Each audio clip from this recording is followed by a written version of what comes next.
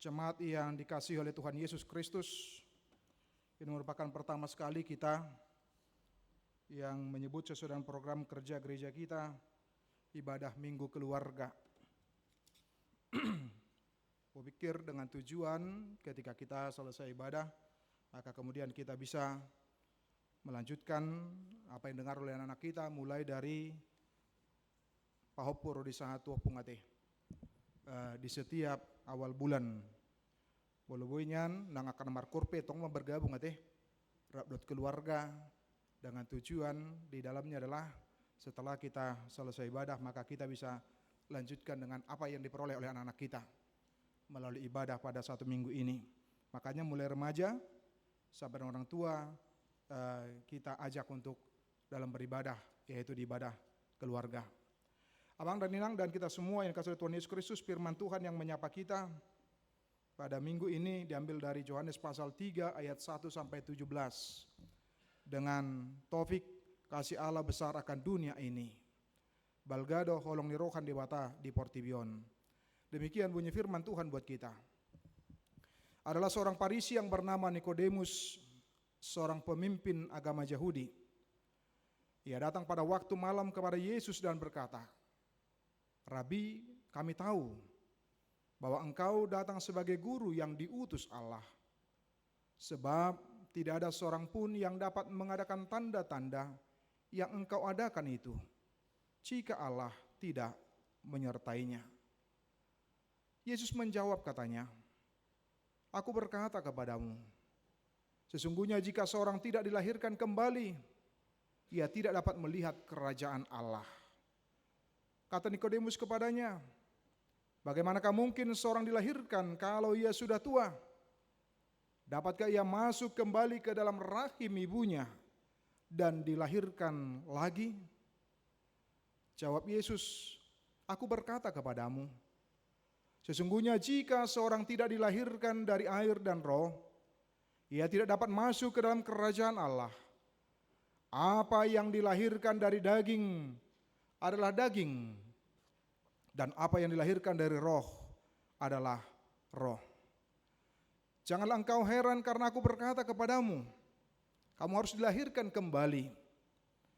Angin bertiup kemana ia mau dan engkau mendengar bunyinya, tetapi engkau tidak tahu dari mana ia datang atau kemana ia pergi. Demikianlah halnya dengan tiap-tiap orang yang lahir dari roh." Nikodemus menjawab, katanya, "Bagaimanakah mungkin hal itu terjadi?" Jawab Yesus, "Engkau adalah pengajar Israel, dan engkau tidak mengerti hal-hal itu. Aku berkata kepadamu, sesungguhnya kami berkata-kata tentang apa yang kami ketahui, dan kami bersaksi tentang apa yang kami lihat. Tetapi kamu tidak menerima kesaksian kami. Kamu tidak percaya, walau aku berkata-kata dengan kamu tentang hal-hal duniawi. Bagaimana kamu akan percaya kalau aku berkata-kata dengan kamu tentang hal-hal surgawi?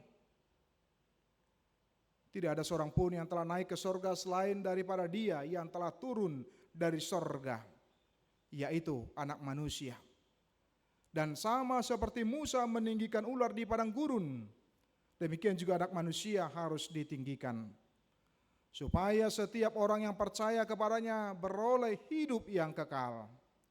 Karena begitu besar kasih Allah akan dunia ini, sehingga telah mengaruniakan anaknya yang tunggal, supaya setiap orang yang percaya kepadanya tidak binasa, melainkan beroleh hidup yang kekal. Sebab Allah mengutus anaknya ke dalam dunia bukan untuk menghakimi, melainkan untuk menyelamatkannya oleh Dia." Demikian bunyi firman Tuhan buat kita. Saudara-saudari, Bapak Ibu, jemaat yang terkasih dalam Tuhan Yesus Kristus,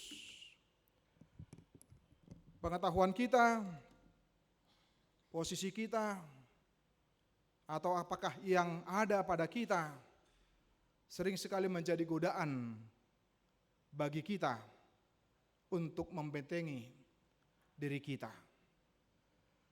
ketidaksediaan kita menerima sesuatu yang baru, yang adalah sesungguhnya bisa lebih baik daripada apa yang kita pikirkan, apa yang ada di dalam pikiran kita.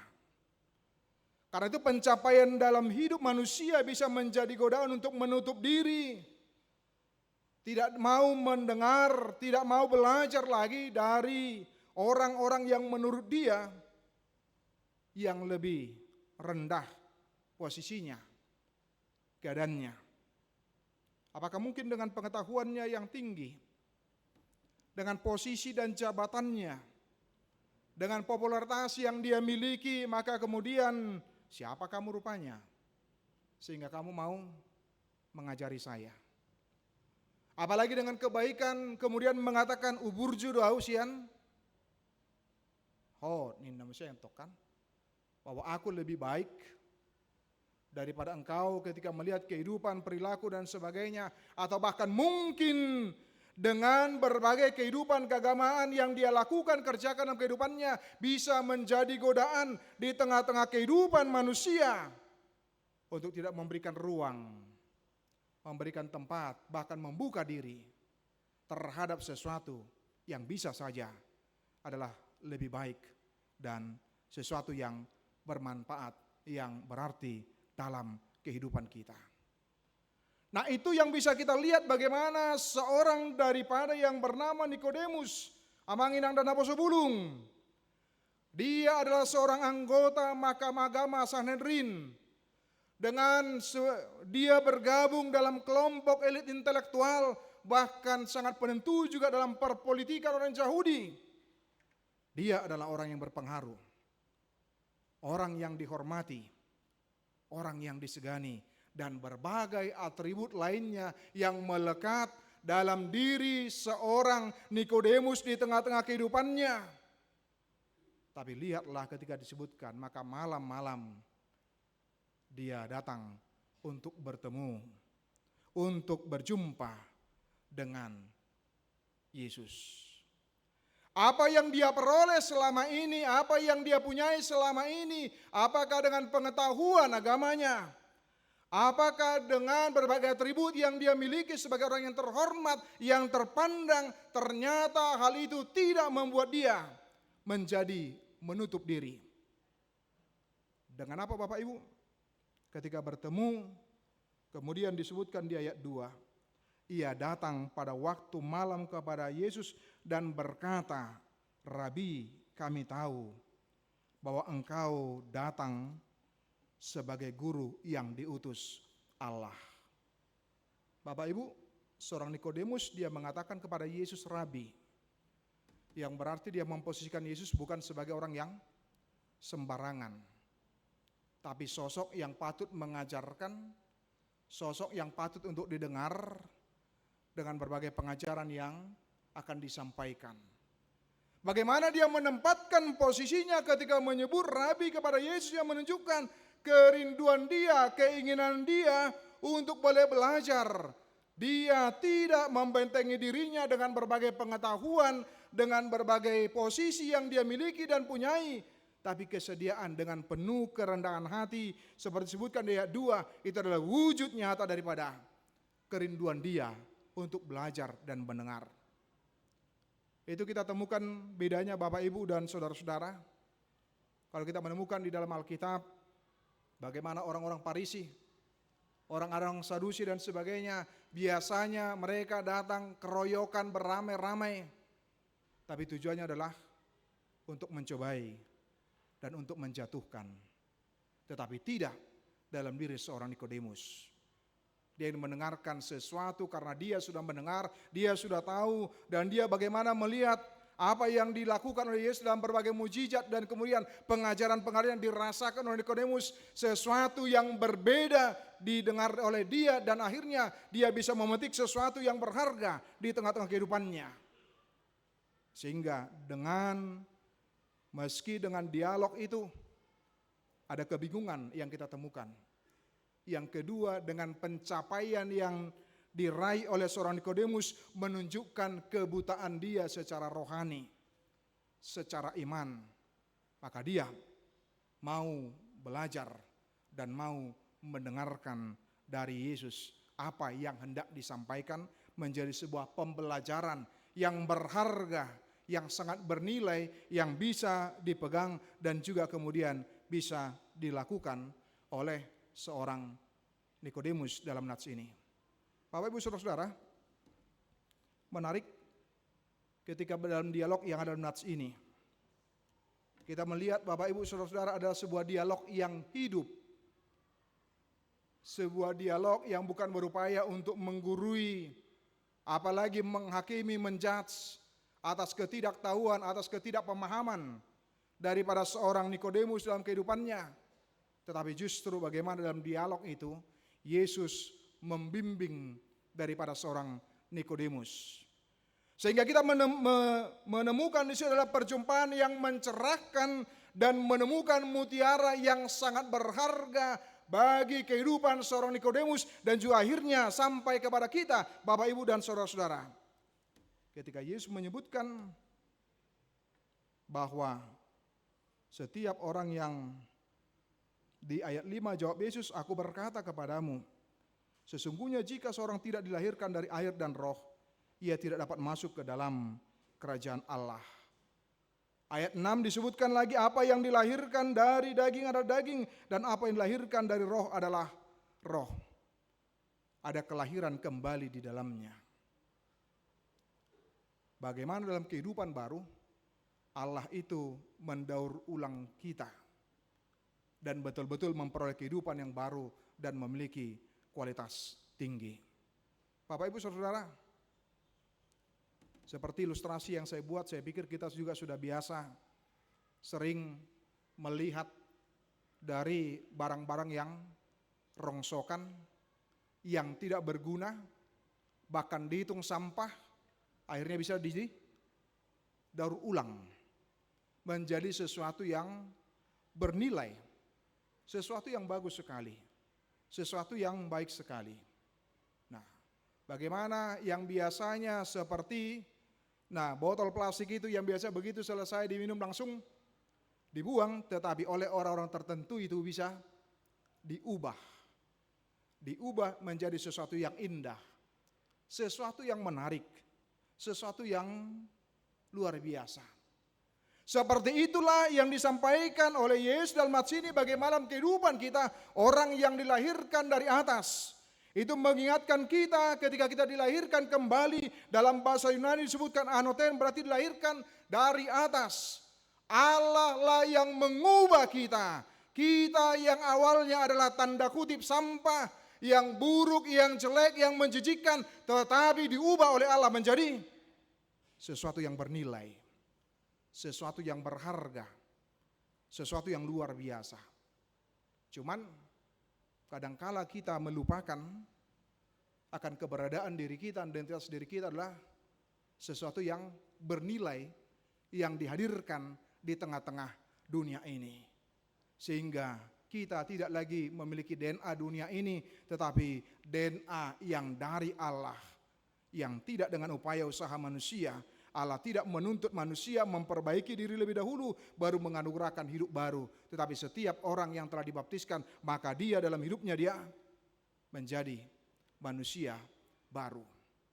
Karena itu orang yang telah dilahirkan dari atas, orang yang telah menerima hidup baru dalam hidupnya mang dan inang, bahwa hidupnya, kemudian pikirannya, perilakunya haruslah menjadi milik daripada Kristus secara sepenuhnya dan seutuhnya di dalam kehidupan kita. Dan bagaimana di tengah-tengah perjumpaan kita dengan Kristus setiap saat, setiap waktu mengubahkan kehidupan kita terus menerus, menyadarkan posisi kita, menyadarkan keberadaan kita bahwa kita bukan lagi manusia lama, tapi sudah menjadi manusia baru. Maka kemudian bagaimana hati, pikiran kita, hidup kita, dan segala sesuatu semuanya Bapak Ibu dan saudara-saudara itu sudah menjadi milik daripada Kristus secara sepenuhnya dan seutuhnya. Itu yang kita ingat Bapak Ibu. ketika kita mengingat dari lagu Bukende nomor 150 ayat 3. Saya hanya mengutip yang awalnya. Dang ada da dung natar didiau. Ku bukanlah milikku sejak baptisanku. Setelah kita dibaptis, maka kemudian kita adalah miliknya sepenuhnya dan seutuhnya. Nah, bagaimana dalam kehidupan kita, Bapak Ibu dan Saudara, menyadarkan kita di tengah-tengah kehidupan kita bahwa dalam kehidupan baru memindahkan pusat gravitasi hati kita bukan lagi kepada diri kita, bukan lagi kepada keinginan kita semata, bukan lagi kepada kedagingan dengan self-center di dalamnya, tetapi justru harus berpusat kepada Kristus, Christ Center. Maka apapun yang kita lakukan, apapun yang kita kerjakan, apapun yang kita perbuat, apapun yang kita lakukan Bapak Ibu dan Saudara, sudah harus menjadi milik Kristus. Bahwa Kristus adalah pemilik kita yang sesungguhnya, pemilik kita yang seutuhnya. Sehingga bahkan diri kita sendiri pun bukan daripada milik kita dan kepunyaan kita. Karena apa? Karena kita sudah ditebus. Karena itu kita mau diingatkan bahwa nilai kita tidak ditentukan oleh apa yang kita miliki, tetapi adalah siapa yang menjadi pemilik kita di tengah-tengah kehidupan kita. Maka setinggi apapun jabatan kita, setinggi apapun posisi kita, sebanyak apapun yang kita miliki dari segi kekayaan kita, jangan lupa Bapak Ibu, semuanya itu hanya bonus yang dianugerahkan Tuhan. Sebab yang paling mahal yaitu adalah bahwa kita sudah menjadi milik Kristus. Molo nasing na yamang do tinang dan apa sebulung remaja semuanya itu adalah tambahan, bonus. Ketika itu tambahan, bonus, amang dan inang itu bisa dimiliki si A tapi tidak dimiliki si B. Itu bisa si C tetapi itu tidak di si D. Atau mungkin yang lain. Sehingga dengan demikian kita tidak hanya sibuk dengan memperbandingkan kehidupan kita dan kemudian akhirnya kita menggerutu. Kita protes kepada Tuhan dengan memperbandingkan kehidupan kita, memperbandingkan diri kita dengan orang lain dengan mengatakan betapa enak sekali dia dan sebagainya. Apalagi sampai timbul dengan rasa kecemburuan dan iri hati. Ingatlah, nilai kita tidak ditentukan oleh apa yang kita miliki, tetapi siapa yang menjadi pemilik kita. Dan pemilik kita sudah begitu terang dan jelas disebutkan adalah Kristus yang menjadi pemilik kita di tengah-tengah kehidupan kita sebagai orang yang percaya. Itu yang diingatkan kita melalui tema pada minggu ini, mengingatkan kasih Allah besar akan dunia ini. Kasih Allah itu tidak dibatasi oleh dosa-dosa kita. Dengan kemampuan kita, dengan kekuatan kita, dengan kesalehan kita, itu tidak ada nilai apa-apanya di hadapan Tuhan. Karena kita adalah tanda kutip Bapak Ibu seperti sebutkan tadi, adalah yang awalnya sampah, tidak bermanfaat, tidak berguna, buruk dan jelek, tetapi diubahkan oleh Tuhan, diubahkan oleh Allah menjadi orang yang diselamatkan.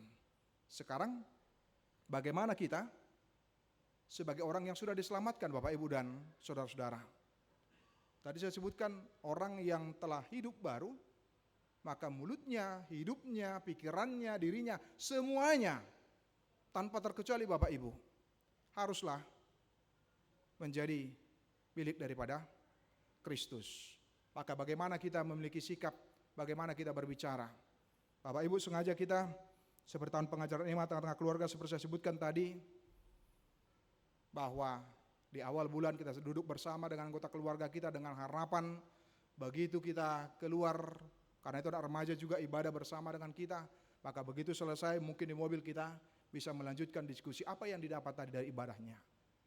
Mungkin kita bisa juga lanjut lagi dengan makan siang bersama dengan anak kita. Nah, aliunang songona dipoto ya deh, rak mangan dunyan hudul alay maniop gadget na masing-masing ate. Itu dungi hiradang marsi pakulingan, asik dengan dunianya, asik dengan kesenangannya, asik dengan aktivitasnya.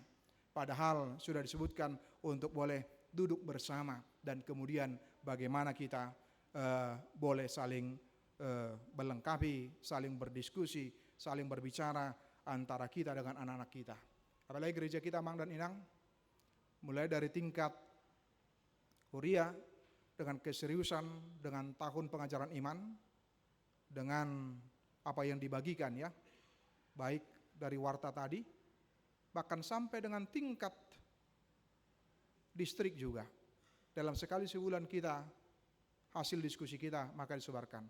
Bahkan yang terakhir Amang dan Inang, saya bersyukur ketika mengikuti pemberdayaan kepala bidang, Sasitongna na mewakili dohami, di distrik kita tidak ada. Saya menemukan sesuatu yang baru jadinya juga. Dan saya bagikan, saya berharap itu juga bisa. Hanya beberapa menit untuk anak-anak kita juga. Dengan siaran Sending for Children ya. Nah, ada renungan harian untuk anak-anak yang singkat padat, tetapi itu menarik. Dan saya pikir itu sangat keren, itu mengajak kita bahwa sudah ada perubahan di dalamnya. Ada perbaikan dan kita harapkan seperti itulah kerinduan dan doa kita. Itu yang bisa kita lihat bagaimana kasih Allah itu dibatasi oleh dosa-dosa kita. Kemudian kasih Allah itu tidak pasif atau vakum, melainkan kasih Allah diperlihatkan bagaimana dia mengorbankan dirinya untuk menyelamatkan manusia. Itulah yang dilakukan dan dikerjakan oleh Allah yang menunjukkan titik sentral daripada Allah adalah keselamatan manusia mulai dari dahulu sebelum Kristus datang ke tengah-tengah dunia ini.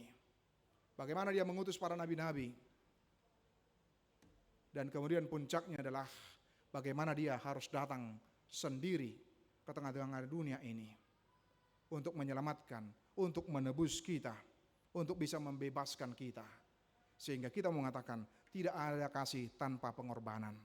Semuanya harus dibarengi dan itu sudah diperlihatkan dan sudah dicontohkan oleh Allah dalam proses penyelamatan manusia. Maka dia harus menderita, maka kemudian dia harus disalibkan, dia harus mengalami berbagai tantangan, kesulitan yang begitu luar biasa, penganiayaan hanya demi untuk menyelamatkan kita manusia yang berdosa.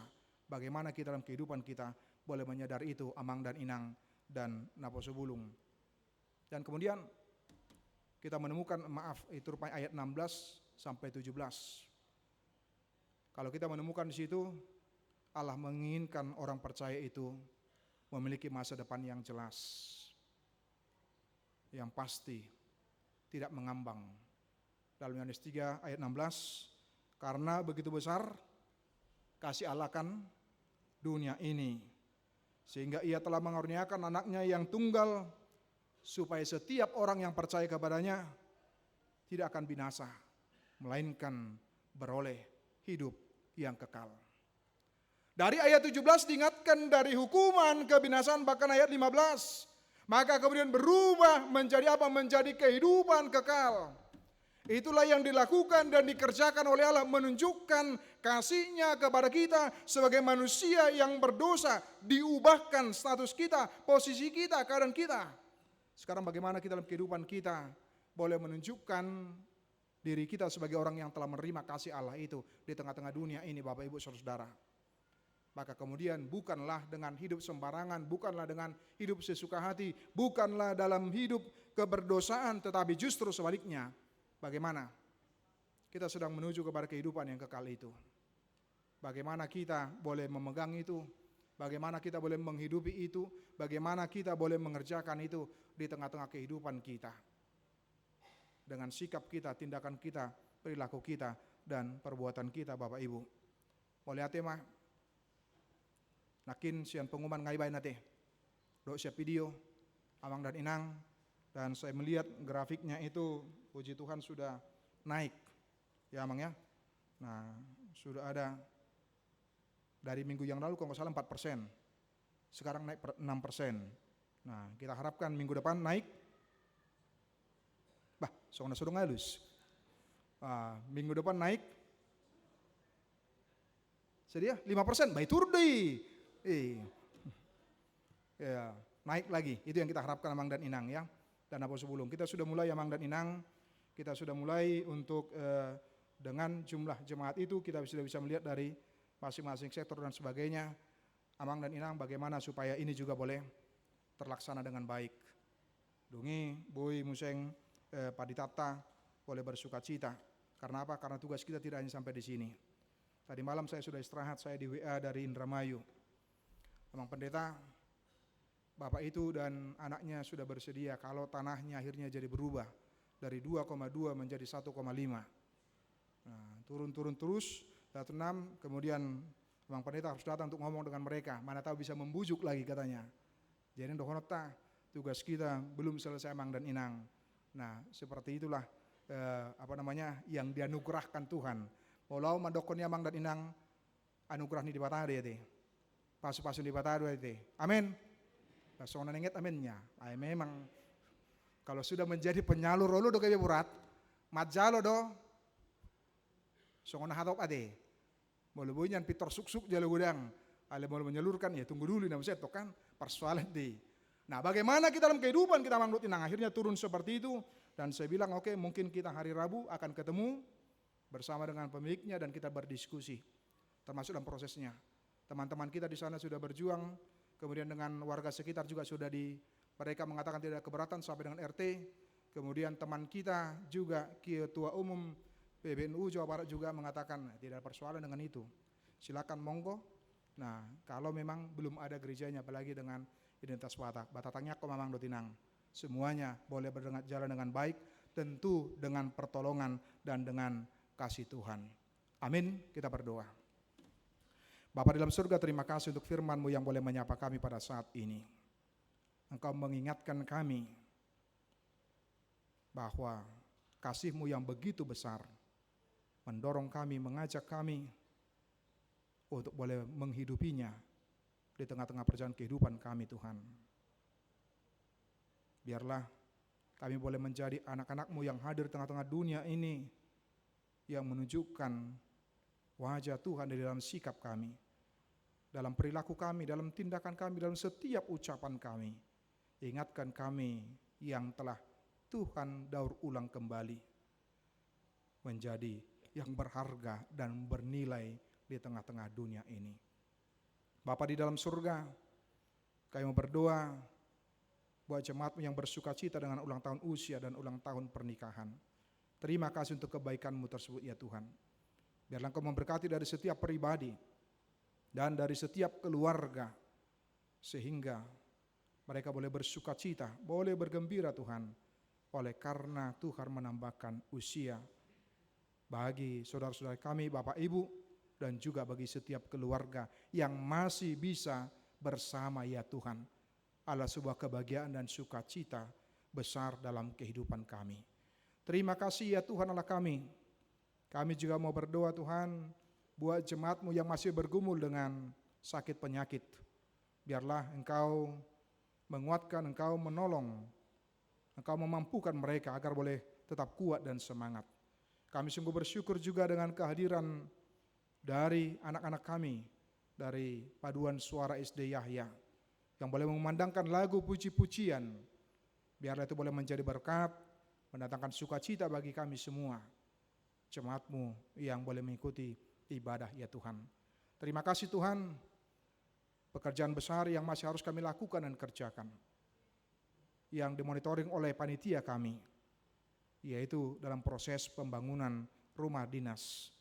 Ya Tuhan, biarlah Engkau yang bekerja mengetuk pintu hati kami, menyaksikan dengan baik, menghitung dengan baik setiap berkat yang Kau curahkan kepada kami, dan kami boleh Tuhan pakai menjadi saluran berkat bagi jemaat-Mu dan juga bagi pembangunan rumah dinas pendeta fungsional Tuhan. Terima kasih ya Tuhan. Inilah doa kami, dalam nama Yesus kami berdoa. Amin. Kita bernyanyi.